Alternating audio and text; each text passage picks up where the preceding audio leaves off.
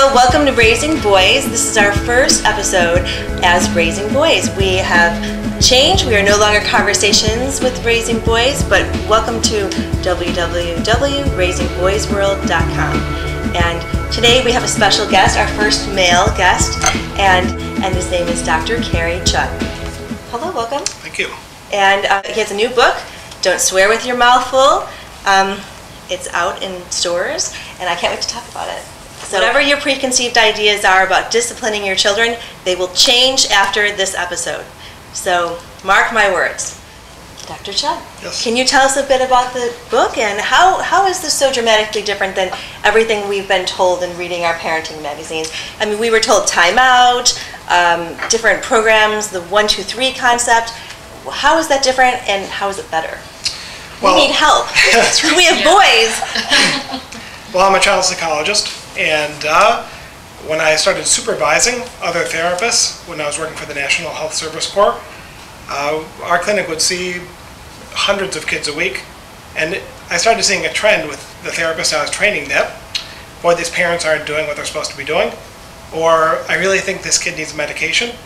And I thought, well, I'm a trained child psychologist. I'm training these people. How come these things we were taught to do in graduate school aren't working for these the most challenging kids? So I took the project of this book was to trace back from the original experimental rat research and try to figure out, well, how did we make this link between the basic behavioral science and applied techniques? And it's funny because the very first timeout study was published in 1963. They took a 5-year-old boy who had autistic disorder, and they put him in timeout for 5 minutes.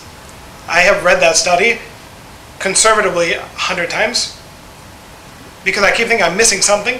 Right. Nowhere in the study do they say why they picked a 5-minute timeout. Yeah, I was just wondering. I mean, and how did it work? A minute per year. Yeah, it's supposed to be a minute. It's evolved into this thing where everybody knows the rule: 1 minute for every year of your life. And it turns out, in the basic literature, there is no justification for time-based punishments. So I thought, okay, well, let's figure out what are the components to what we call operant conditioning. That is the rules that guide efficient rewards and punishments. And it turns out that we had this kind of half-baked idea of how punishments are constructed. So I think about it like this. If you think about a 5-year-old boy in timeout, putting the child in timeout means you're removing basically all the social attention that he's getting. So that's a punishment. So what do you call it when the 5 minutes is up and the kid gets all of his social attention back? Sounds like a reward to me. Sounds like a reward to me too. And it turns out that when we start looking at punishments as having 2 distinct consequences, and we apply this basic behavioral know-how, there are just major flaws in the way these time-based punishments were constructed. And in fact, the whole basis of this book is to describe not just what's wrong with the old punishments, but to try to construct technically sound punishment plans. So we've been rewarding our kids for punishing them. It's inherent in a punishment. You cannot end a punishment without a reward. That might as well be the tagline of the book. Any punishment you give is going to have a shelf life. It will end. That's right.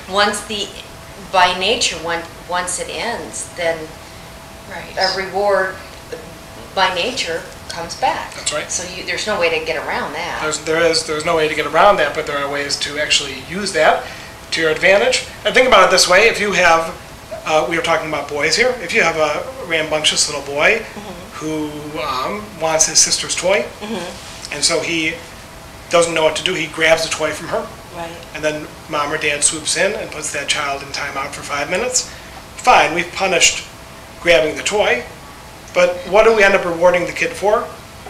We end up rewarding him for something that's completely unrelated to why he was put in timeout in the first place.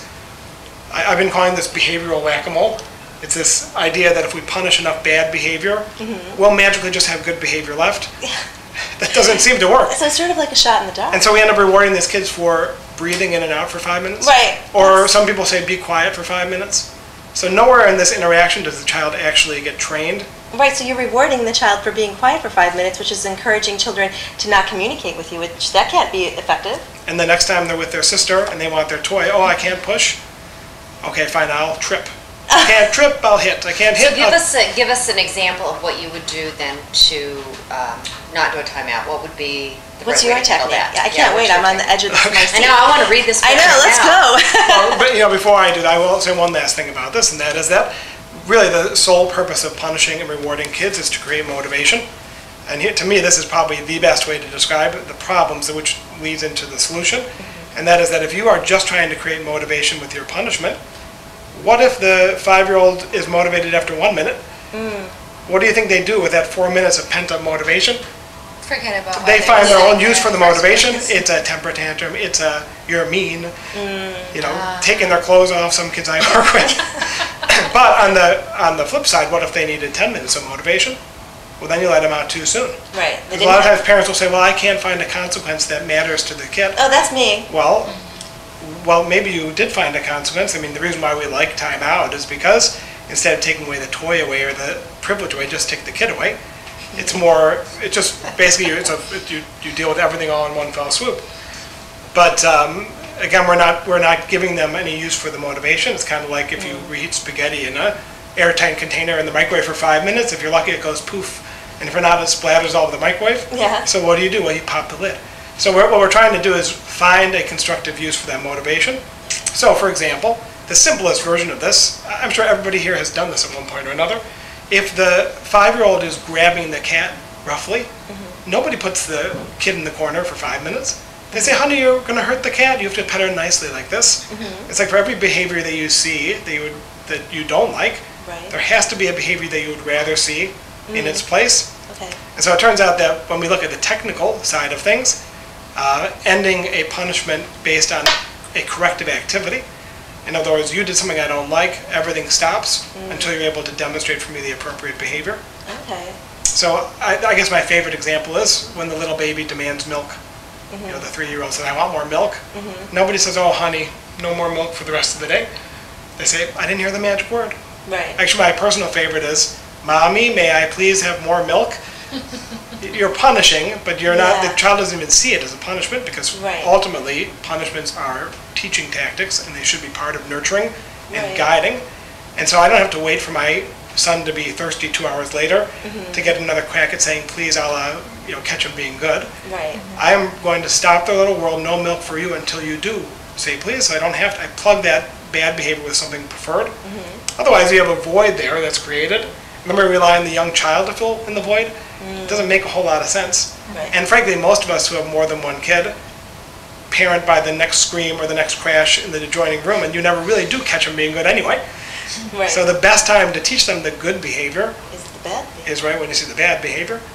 So the old way, we had old ways of upping punishments by time. The new way of upping punishments when it's more severe is, well, what does that corrective activity entail?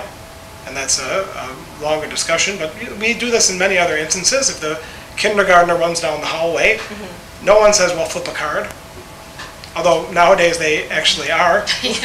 But what they used to do, which was actually better, they would say, "I can see you really want to see your friend in the cafeteria. You can, but you're going to hurt yourself in the hallway. Right. So you can come join your friend. Oh, but first I want you to go back to the classroom Right. and walk down like a big boy."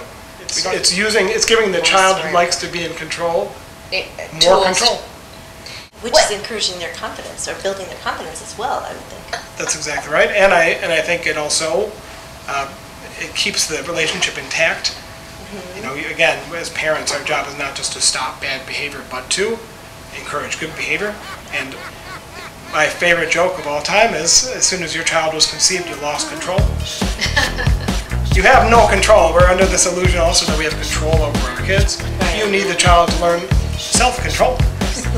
And so it's very empowering for parents to say, "Well, you can grab that toy from your sister again if you want, but now you know."